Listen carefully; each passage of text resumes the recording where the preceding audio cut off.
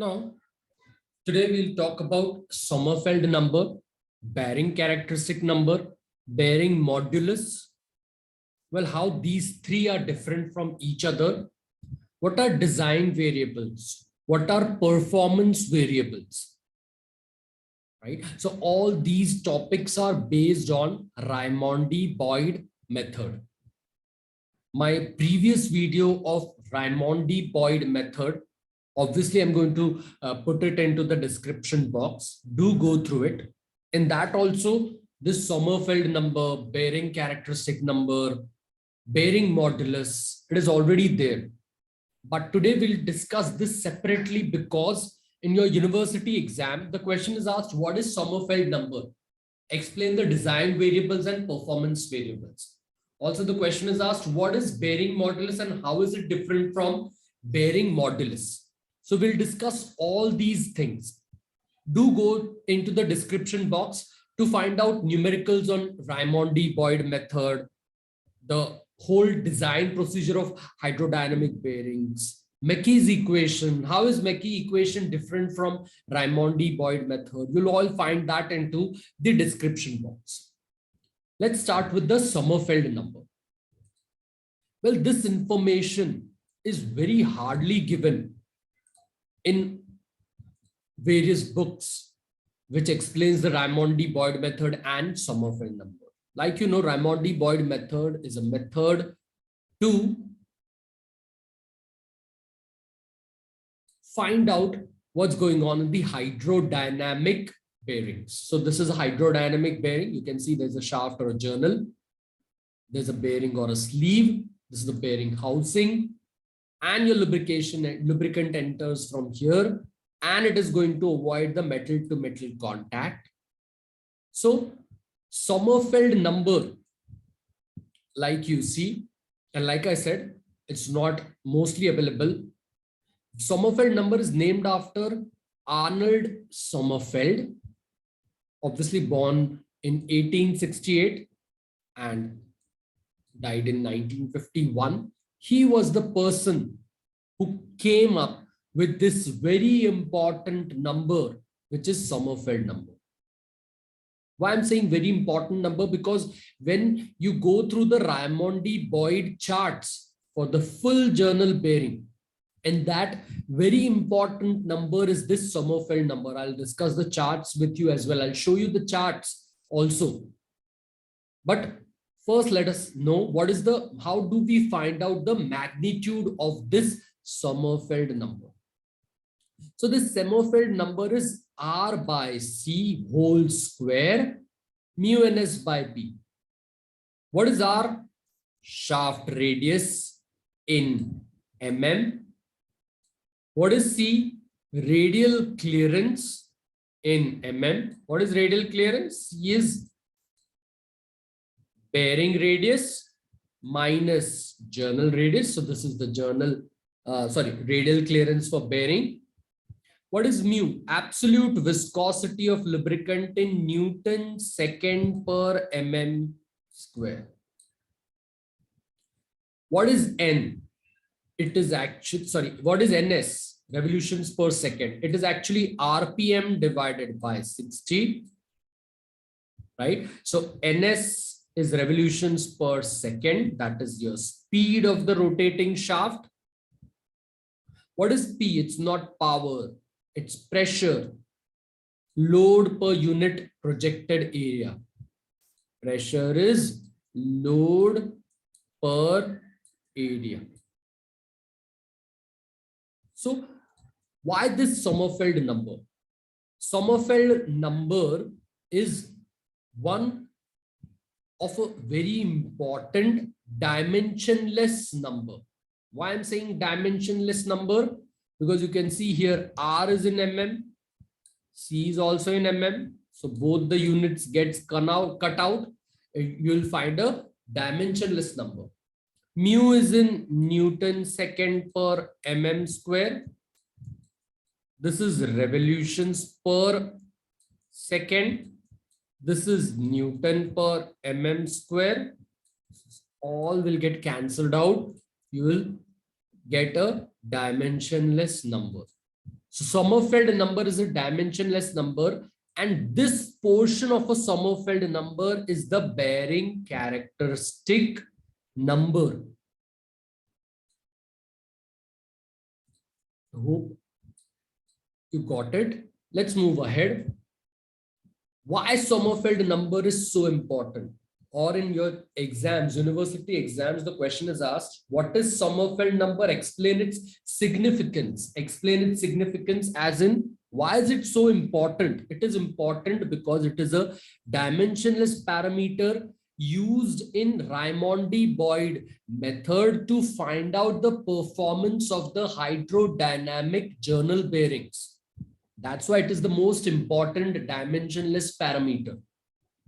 It contains all the variables like journal radius, radial clearance, absolute viscosity, revolutions per second, bearing pressure.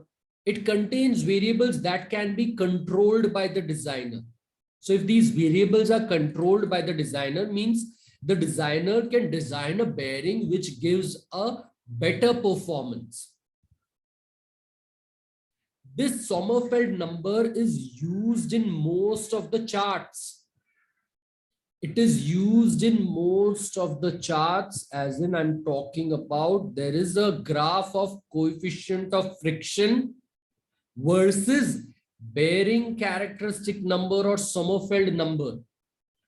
The graph is like this, which I've already explained in my previous videos. You can go through that. I'll put the video into this link. So it is used as an x-axis on most of the charts. This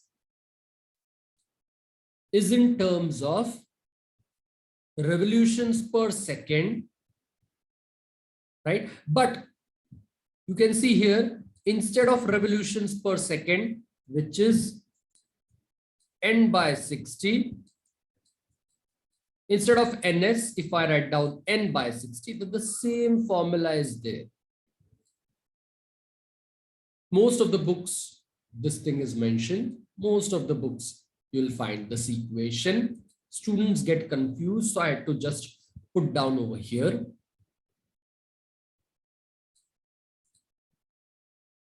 Moving ahead. Again, like I said, the question arises, what is its significance?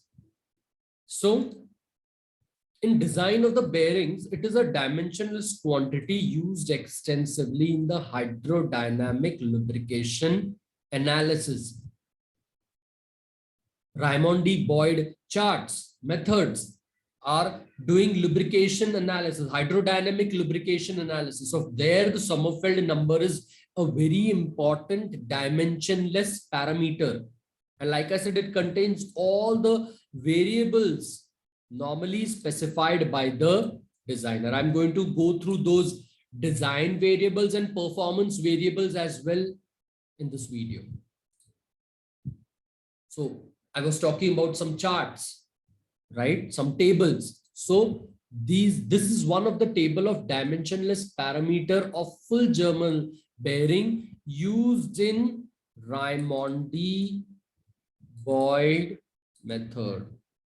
What is the Raimondi-Boyd method? I've already explained in my previous videos. Raimondi-Boyd method based on Bhandari design data book. My video is available. I'll put it into the description box. You can go through the whole method. There, this Sommerfeld number is used, and you can see here there is a chart of length of bearing divided by journal radius, L by D ratio. And for L by D ratio 1, what is HO by C?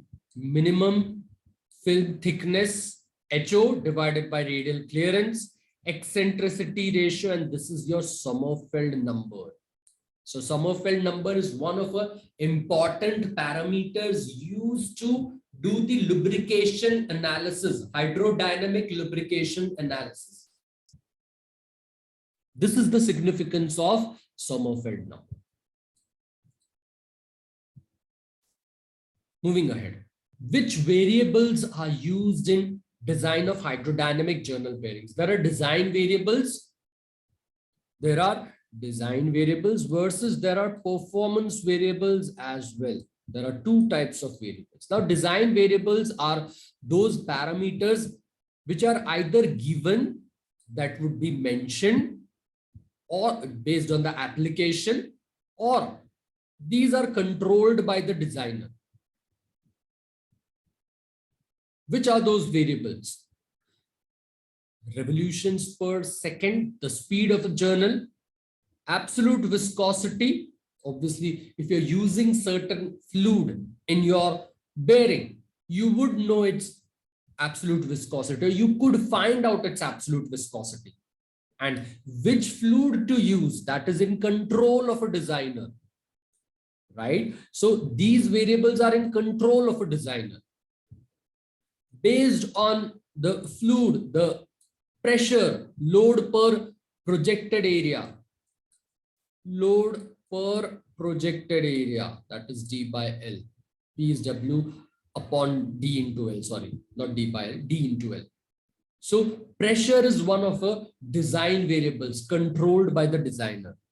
Why? Because you can control the diameter, radius, you can control the length, you can control the radial clearance C. So the design variables are the parameters which are either given, mentioned on the basis of the application where you're going to use the bearings, or they are in control of a designer. For example, it's mentioned over here. Like I said, this journal speed in revolutions per second is specified by the application itself, where you're going to use this bearing, the hydrodynamic journal bearing, and at what speed your journal is going to run. On basis of that, you're going to design the whole bearing and you're going to do the lubrication analysis. So the speed of the journal is specified by the application itself, while the rest of the design variables are in control of the designer. So these variables define, or say on basis of these variables, you can design the bearing. What are performance variables? These, as the name suggests, performance. How your bearing is performing. Whether the minimum film thickness HO is proper, because if it is less, metal to metal contact will take place between the shaft and the bearing, and that's a very bad performance. So you can see minimum oil film thickness HO. How much is the oil film in between your journal and the bearing? Obviously, it will decide the performance of the bearing. How is the bearing performing? So these parameters analyze the performance of the bearings. They tell us the level of the bearing performance. So coefficient of friction, which you find out from Petrov's equation.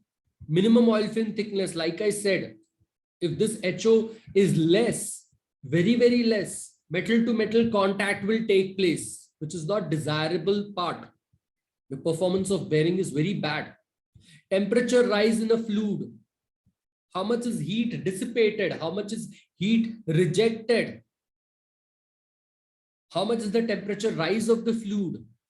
How much is the flow rate of the lubricant? You can find out from the Raimondi-Boyd method, Q upon RC NSL, where Q is your flow rate of lubricant. So these variables are not in the direct control of the designer, but designer can only indirectly control these variables by changing one or more of these design variables. So on the basis of controlling one or more of these design variables, you will be able to indirectly control these performance variables. So these are the performance variables and your design variables. So in the Sommerfeld number, you can find these variables. Which variables? Your design variables like R, journal radius, radial clearance, absolute viscosity, journal speed, and your unit bearing pressure.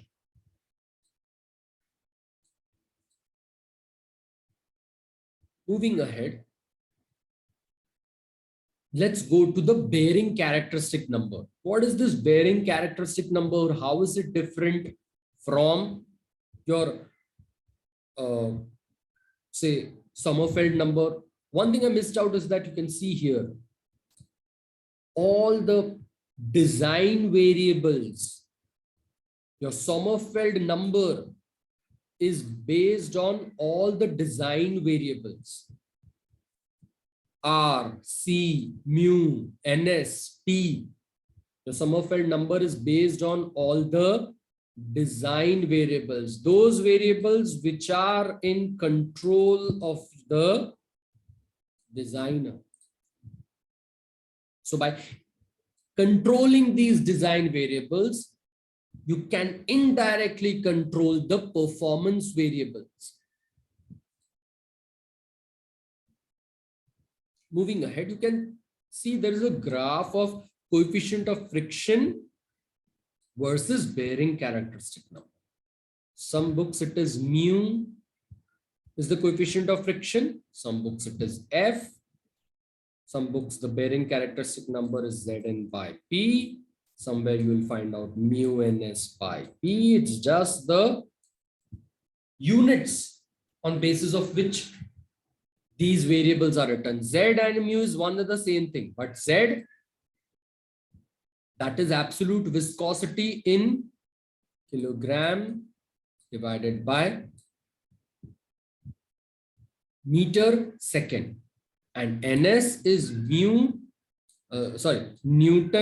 second per mm square. But otherwise it is one and the same thing. Bearing characteristic number is Zn by P or mu ns by P, and coefficient of friction is either F or mu. So in Sommerfeld number, what is your Sommerfeld number? R by C whole square mu ns by P. This mu ns by P, or like I said in some books it is Zn by P. This mu ns by P is a bearing characteristic number. It is also a dimensionless number. How does this dimensionless number affect the performance of the bearing? That I've already explained you in this graph of coefficient of friction versus bearing characteristic number. But again, let us discuss. In thin film lubrication or boundary lubrication, you know, thin film means shaft and bearing. In between them, the film is very thin. So it's an unstable lubrication. Metal to metal contact will take place at certain boundaries, right? So you can see in thin film lubrication zone, the coefficient of friction is very high. But as soon as the lubrication increases, the film is becoming thick, coefficient of friction will drop in hydrodynamic lubrication. And this is the mixed film lubrication, sometimes boundary lubrication, sometimes hydrodynamic lubrication. But there is one thing which is noticeable in these three zones: boundary lubrication, mixed film or partial lubrication, hydrodynamic or thick film lubrication, is this zone which says that at least there should be some minimum thin film, and its value of this mu ns by P, this value mu ns by P, bearing characteristic number value I'm talking about, this value should be at least this much, least value. This much value of bearing characteristic number should be there. Beyond this, if this value goes or drops, coefficient of friction value drops, then obviously metal to metal contact will take place. So this mu ns by P is the least value that you can see at A. Beyond this, the bearing, metal to metal contact between the bearing and shaft will take place, and which is not desirable. So this A, where there is a least amount of friction, this point A, this is called as bearing modulus K. So this is Sommerfeld number, bearing modulus, bearing characteristic number, design variables, performance variables. For better understanding of this whole graph, these zones A, B, C, regimes of lubrication, what is boundary lubrication, what is mixed film lubrication. You can see my previous videos in which I've in detail explained these things. Now, I was talking about minimum amount of friction occurs at A. And this is the point of value of bearing characteristic number. This bearing characteristic number at A is called as bearing modulus. Bearing should not be operated at this value or beyond this value, but specifically, let us talk about this value A, because a slight decrease in speed will cause metal to metal contact. It will cause slight increase in pressure, and this will break the oil film. This will cause the metal to metal contact, like I said. So do not operate your bearing at this bearing modulus value. Do not operate your bearing at this K value. Otherwise, metal to metal contact will take place. Friction will be generated. Your film will break. Oil film, which is there between the journal and the bearing, will break. This will result in high friction, lot of wear, lot of heating. And to avoid this, what should be kept in mind? That 3 into bearing modulus, 3 times into the bearing modulus, the bearing characteristic number should be 3 times into the bearing modulus. It should not be at this bearing modulus position. It should always be at 3 into the bearing modulus. Then the metal to metal contact will not be there. Friction won't be there. Heating won't be there. Thank you.